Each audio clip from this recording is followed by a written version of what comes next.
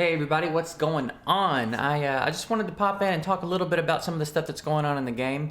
First and foremost, I didn't put this in the thumbnail because I'm not trying to clickbait Stu or anything, but shout out to Stu, man. They put him in the game and they got a little thing going where if he hits certain subscriber thresholds, they'll give out some prizes to everybody in the game.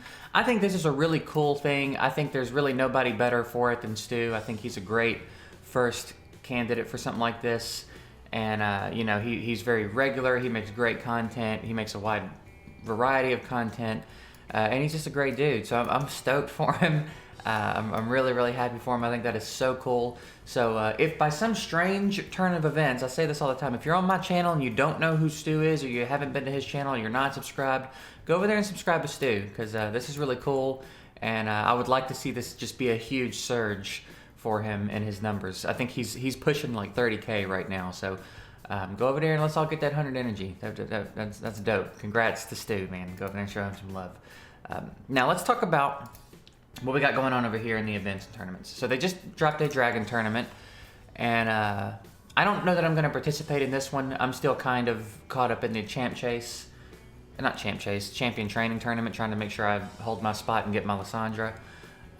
So I doubt I'm going to participate in this too much, but as it stands, 2 days, I don't think that's too bad. I think that's pretty doable if you wanted to focus Dragon pretty hard. I mean, there's already someone in here that has 1100, and I don't think that's crazy. I'm sure the global leaderboard, yeah, I mean, Xander, the man, the myth. Shout out to Xander. This isn't too bad. These rewards are not too unattainable. As far as the quality, it's okay. I mean, for how easy they are to get, there's an epic book in there. So not bad. Not bad. We do have a champion chase tournament coming up. I would say probably hang on to your shards. Because there is an impending update. We don't know when. Sometimes they take a while. But if some new champs are coming, sometimes they like to do things kind of tied to an update, different types of events and stuff. Probably a better idea to just save your shards right now. They've also been doing 2x summons a little bit more frequently lately, so may be worth waiting on that.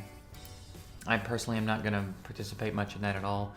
And then we have the Dungeon Divers event going right now. Now this is kind of refreshing, if I'm going to be honest, because for a long time their events were getting really out of hand. They were very clearly only for the whales, and they're doing some decent stuff. So this is a week-long event, and the events are really not that bad for how easy they are to get. I mean, I think that I could knock this out today. I think I could do this because I don't think there's a daily limit, right? Yeah, I feel like I could knock this event out today, and I probably will, only through campaign farming while I'm making food. I think I'll finish this today. So there's an epic tome, there's a few shards, there's a 3-day XP boost, 75 gems. It's not bad. It's really not bad.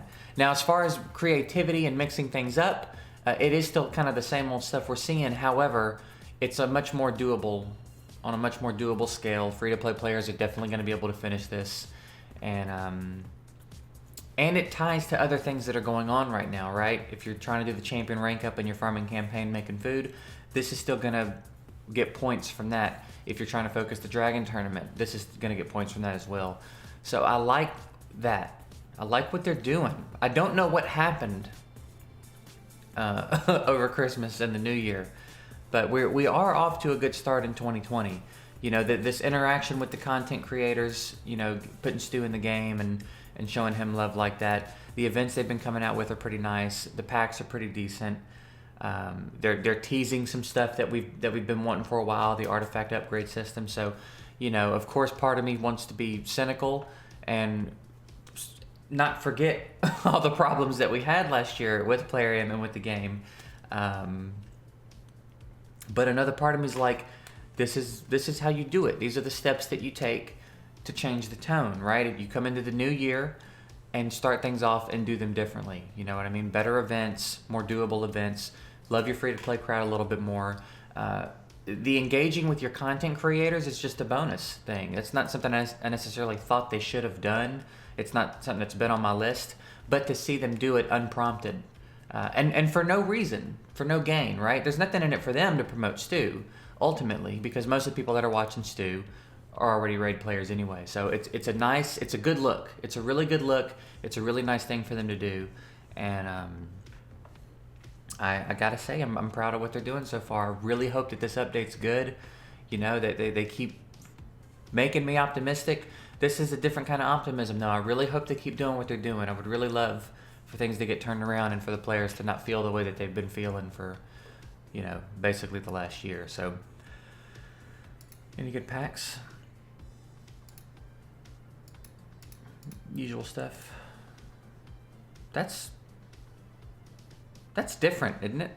I don't think I've ever seen that with these numbers. How much is 2,400 yen? That's got to be like, what, like 20-ish bucks? That's not bad, actually. I don't know. I spent enough money this month. So yeah, that's it. I just kind of wanted to touch on the thing that's going on with Stu. I think that's super cool. For real, if you're not subbed, go over there and sub to him. Show him some love. Congratulate him in the comments for the exposure. I think that's super dope, man. And then talk about the tournaments and the events. And I've got an Ancient Shard.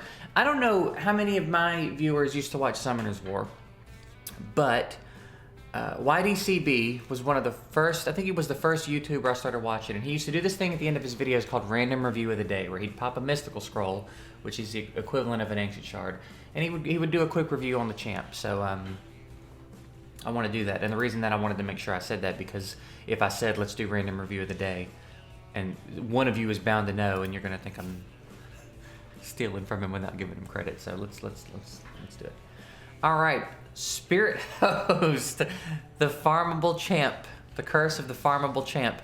She is a fantastic champ. If you're newer in the game, you can farm her from one of the campaign stages. I believe it's the stage that drops critical rate gear. Don't quote me on that. I think it's 4. I think it's level 4 in the campaign. But she's got a speed lead that applies to all battles. That is pretty nice.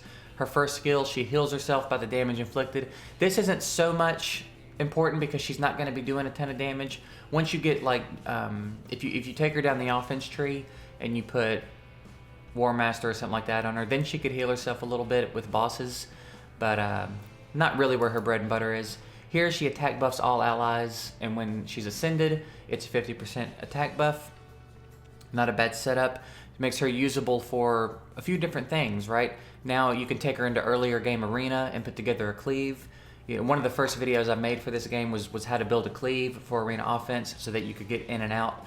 And one of the keys to that is an attack buff and a speed lead. So she kind of fills 2 roles there.